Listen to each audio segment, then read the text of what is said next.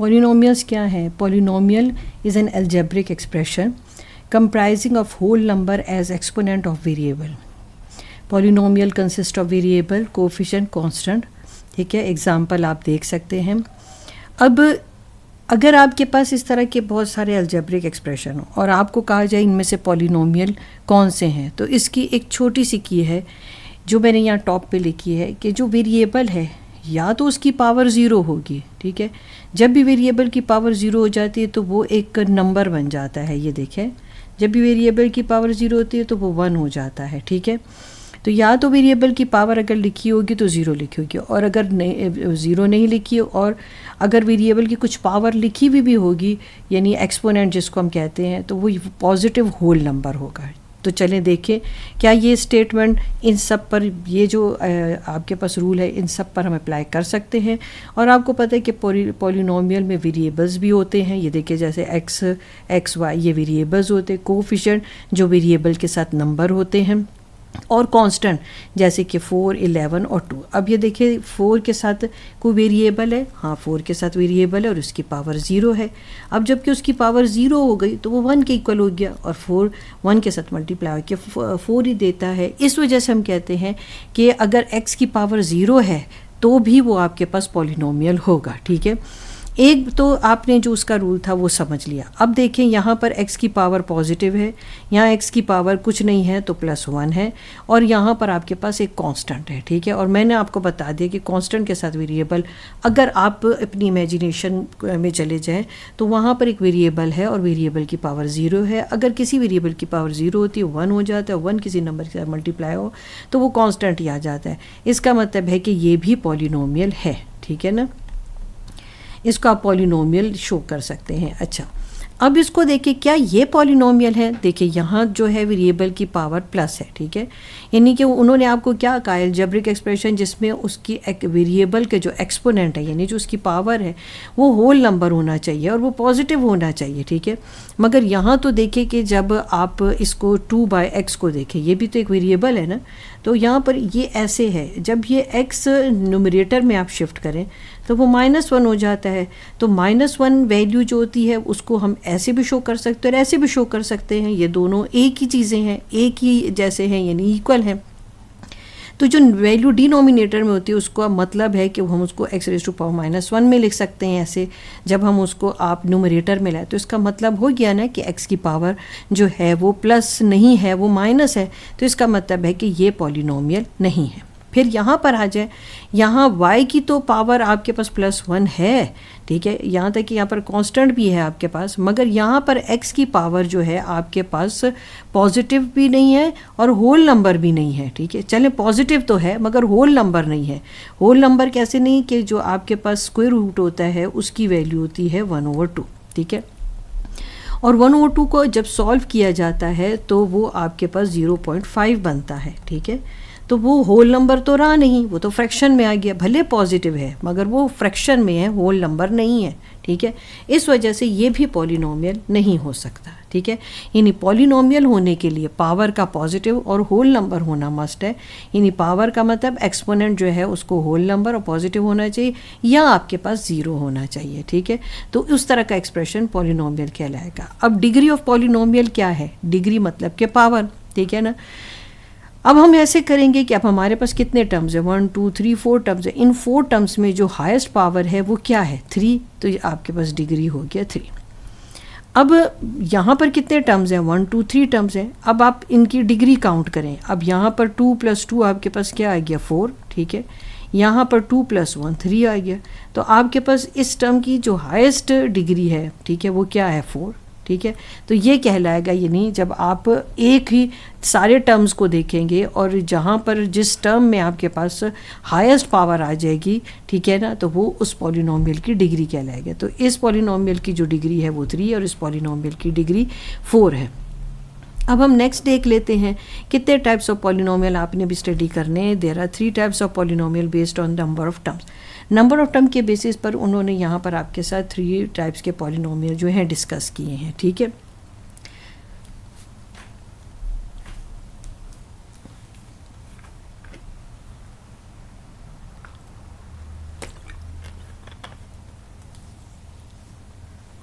पहले है monomial. Monomial वो पॉलिनोमियल होते हैं, it's a type of polynomial having single term. ये देखिए, ये सिंगल टर्म, इसके आसपास कोई नहीं।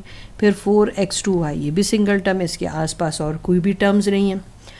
Binomial, it's a type of polynomial having two terms. अब ये देखिए, इसमें टू टर्म्स हैं, आप देख रहे हो, 2y2 + 7, मतलब ये प्लस साइन की वजह से ये टू टर्म्स रीड किए जा रहे हैं। माइनस साइन भी हो सकता है, तब भी हम इसको कहेंगे टू टर्म्स। ट्राइनोमियल वो टाइप ऑफ पॉलिनोमियल है जिसमें थ्री टर्म्स हो। अब ये देखिए, यहाँ पर प्लस भी हो सकता है या माइनस भी हो सकता है, मैं इसको ऐसे भी लिख सकती हूँ, फिर भी ये आपके जो है थ्री टर्म्स ही कहलाएंगे। ये देखिए, एक 7x2, 2x और 6, ये थ्री टर्म्स हो गए। ठीक है, तो हमने यहाँ पर ये थ्री टाइप्स के पॉलिनोमियल भी स्टडी कर लिए। अब हमारा जो है क्वेश्चंस की तरफ हम मूव करें, जिसमें हमें इन पॉलिनोमियल्स को ऐड करना है। पॉलिनोमियल्स को ऐड करने के दो तरीके हैं, ठीक है। एक हॉरिजेंटल मेथड है और एक वर्टिकल मेथड है। हॉरिजेंटल मेथड में अब आपको कहा जा रहा है ये दो नंबर्स को ऐड करें। अब इसमें लाइक टर्म्स कौन से, 4x2 और 3x2। आपने क्या करना होता है हॉरिजेंटल मेथड में, आपने जो लाइक टर्म्स हैं उनको कंबाइन करके लिखना होता है। फिर 2x और -4x, फिर +5 और फिर +2, जो इनके साइन है वही साइन रखेंगे जो ऐड जब आप करोगे। अब आप नोटिस करें कि 4x2 और +3x2, जब आपके पास साइन सेम हो तो आप ऐड करेंगे तो 7x2 वेरिएबल वही आ जाएगा।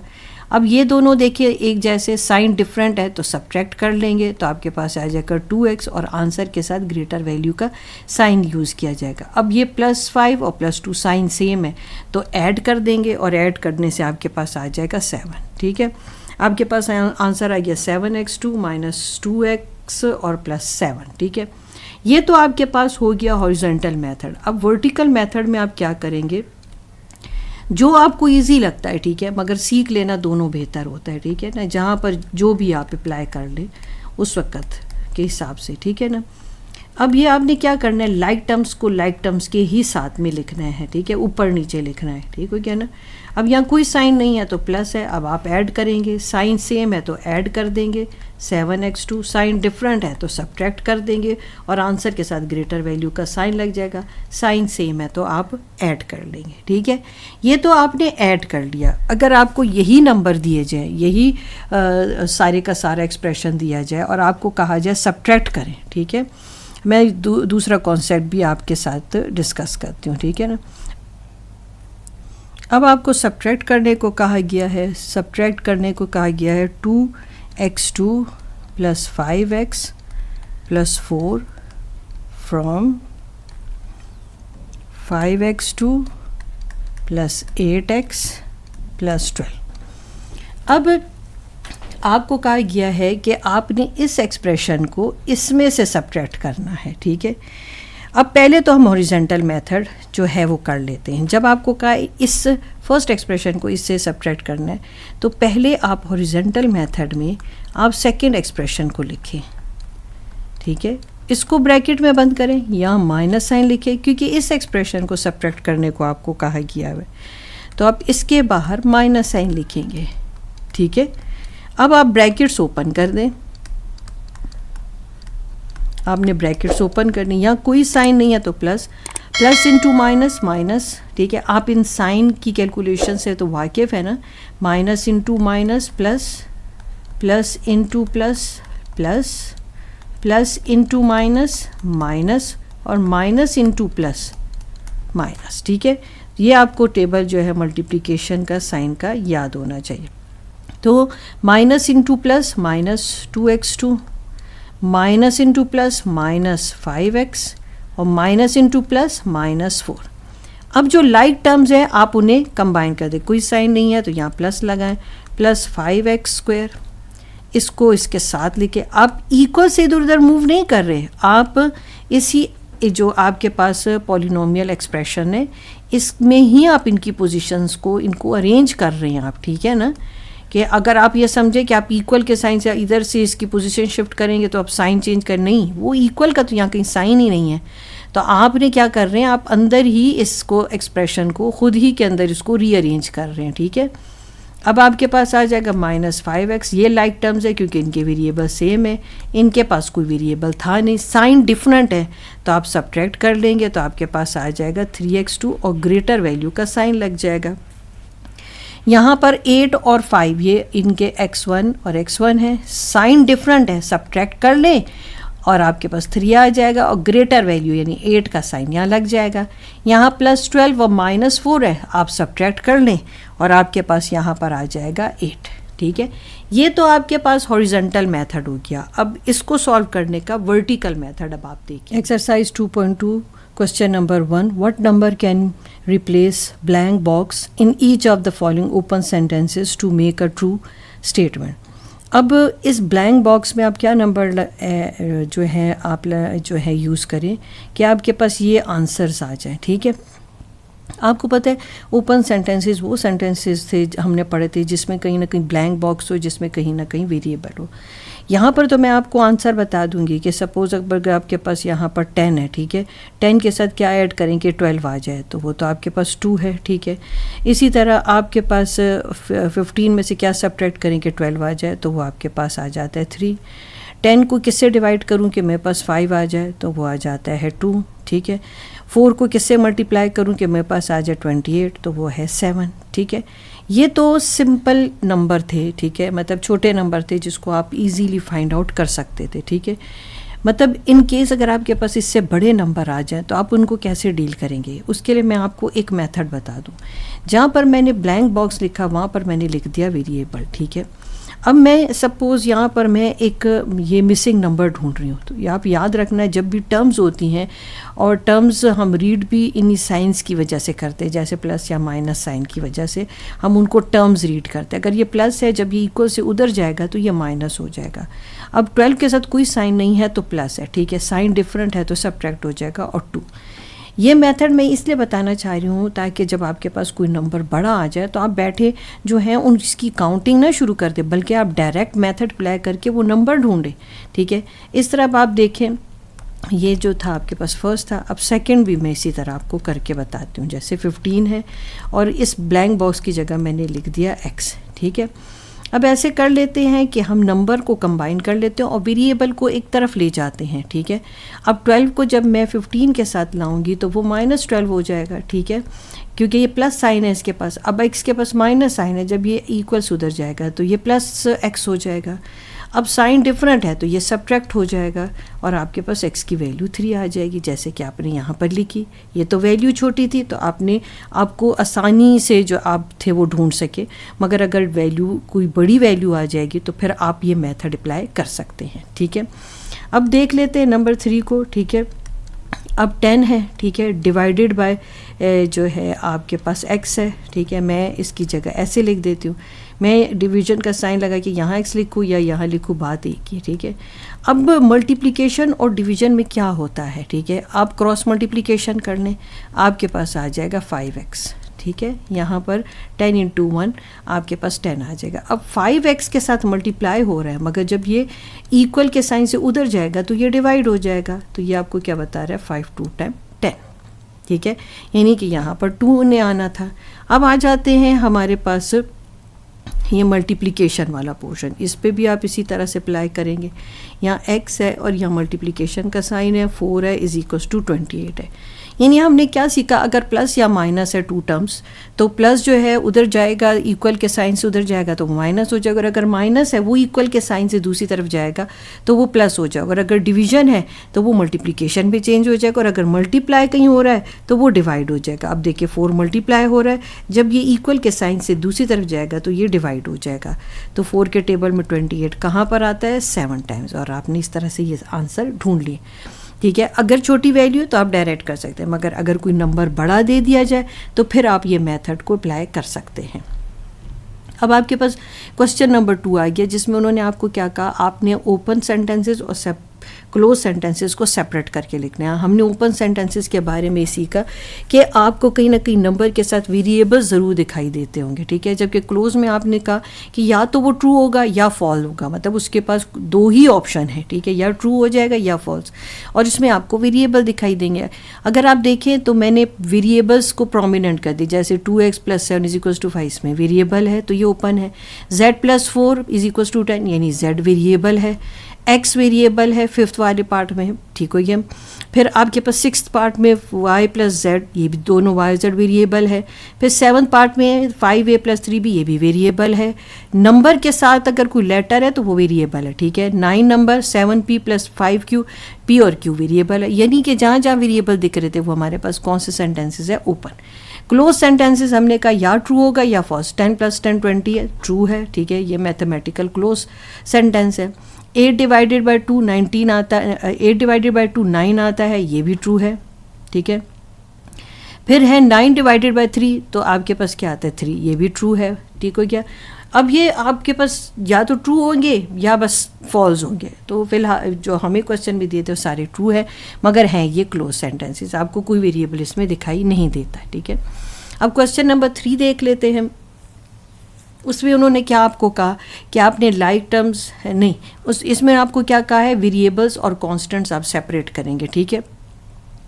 अब इसमें तो हमारे पास कोई कांस्टेंट है ही नहीं, ठीक है। कांस्टेंट आपके पास ऐसे, आपके पास कोई ना कोई साइन प्लस या माइनस का लग के यहाँ पर कोई नंबर होता है। अब यहाँ पर तो कोई नंबर है नहीं, मतलब कि कोई डिजिट है नहीं, तो ना डिजिट है कोई नंबर है तो वो ज़ीरो ही होगा, तो इसका मतलब है कांस्टेंट तो यहाँ पर ज़ीरो हो गया, ठीक है।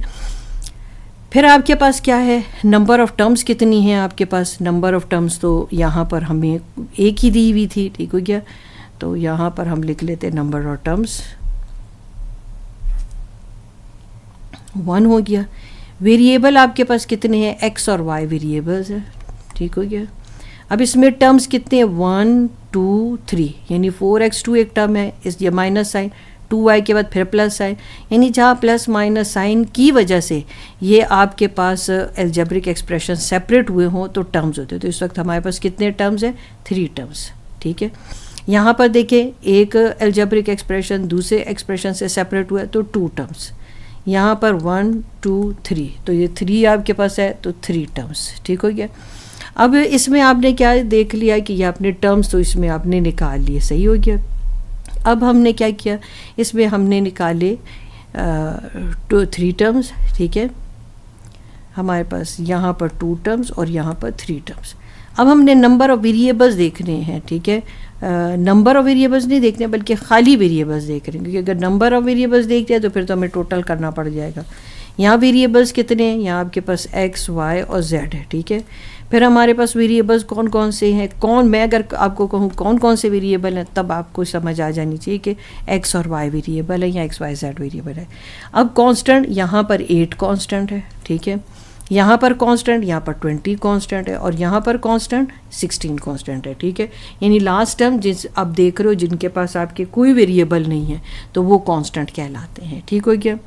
अब नेक्स्ट देख लेते हैं question, separate like and unlike terms from the given expression. अब इसमें अब पहले तो मैं आपको इसमें लाइक टर्म्स सेपरेट करके दिखाऊँ। ये देखें 3x2 ये लाइक टर्म्स हैं और 9x2 ये लाइक टर्म्स हैं। फिर इसमें देखिए जिसमें वेरिएबल भी सेम हो और पावर भी सेम हो, तो देखिए मुझे तो यहाँ पर x2 है, x2 y और y, यानी इन दोनों की बल्कि ऑर्डर डिफरेंट है मगर आपके पास वेरिएबल दोनों एक जैसे, ठीक है। इससे फ़र्क नहीं पड़ता कि x को पहले लिखा या y को, मगर आप देख रहे हैं x2 यहाँ भी या यहाँ भी x2, ये भी y1 है और ये भी y1, ये आपके पास 2 लाइक टर्म्स हैं। यहाँ पर 2x2 और 9x2 लाइक टर्म्स हैं। यहाँ पर 3x2/2 और यहाँ पर 9x2/2 ये लाइक टर्म्स है। अब जो लाइक टर्म्स है हम उन्हें पहले लिख लेते हैं कि 3x2 और कौन सा है 9x2 लाइक टर्म्स है। यहाँ पर 4x2y और आपके पास 7yx2 ये लाइक टर्म्स हैं। ये 2x2 और 9x2 लाइक टर्म्स हैं। फिर है 3x2/2 और साथ में ये दोनों लाइक टर्म्स हैं, ठीक है। जो अनलाइक टर्म्स हैं वो आपके पास है 4xy और 7, मतलब ये अनलाइक है, इनका कोई मैच ही नहीं है। दोनों के इसके वेरिएबल जो है डिफरेंट है, उसके पास तो वेरिएबल है ही नहीं। फिर आपके पास आ गया 5x2 और 4x। फिर आपके पास आ गया 8xy, ये अनलाइक टर्म्स हैं, ठीक है। इनमें कोई चीज़ जो है मतलब सारे के सारे वेरिएबल एक जैसे नहीं है। अब यहाँ पर अगर x सेम है तो पावर डिफरेंट है, ये भी अनलाइक है। अब जैसे अगर देखो यहाँ y दोनों में है, मगर यहाँ इसके पास एक एक्स्ट्रा x भी आ गया, ये 8 और 4x, तो ये अनलाइक टर्म्स होगा। क्वेश्चन नंबर 4 आपका निकल गया। अब लास्ट क्वेश्चन आपका रह गया कि separate the equations and inequalities from the following. आपके बुक में जो क्वेश्चन है उसमें जहाँ पर भी आपके पास इक्वल का साइन है तो वो इक्वेशन है, जहाँ पर भी ग्रेटर, स्मॉलर और इस तरह से ये डबल इनइक्वलिटीज़ के साइन जो है अगर आ जाए तो वो इनइक्वेशन है, ठीक है। अब इसमें फर्स्ट पार्ट हम देख लेते हैं कि उसमें तो आपके पास ये वाला साइन आ गया या ये सिंबल आ गया आपके पास, तो ये इनइक्वलिटीज़ में आ जाता है, ठीक है। सेकंड आप देख लो, सेकंड में आपके पास क्या आ जाता है, वहाँ पर भी यही सिंबल है 2x - 10 लेस देन और इक्वल्स टू 1। फिर आपके पास थर्ड में अब आप देख लें, थर्ड में अब आपके पास क्या आ जाता है कि इक्वल का साइन है, तो ये इक्वेशन हो गई। अब फोर्थ में देख लें, ठीक है। फोर्थ में भी आपके पास इनइक्वलिटी का साइन है 7x - 5 और ग्रेटर देन 6x, ठीक है। फिर आपके पास आ जाता है लास्ट है, ठीक है। लास्ट में आपके पास लास्ट तो नहीं है, फिर इक्वल का साइन है तो ये इक्वेशन है। फिर आपके पास फिफ्थ के बाद 6 पार्ट एक और भी है जिसमें फिर आपके पास इनइक्वलिटी का साइन है, तो ये आपके पास आ गई इनइक्वलिटीज़, ठीक हो गया। यहाँ पर आपकी ये एक्सरसाइज कंप्लीट हो गई।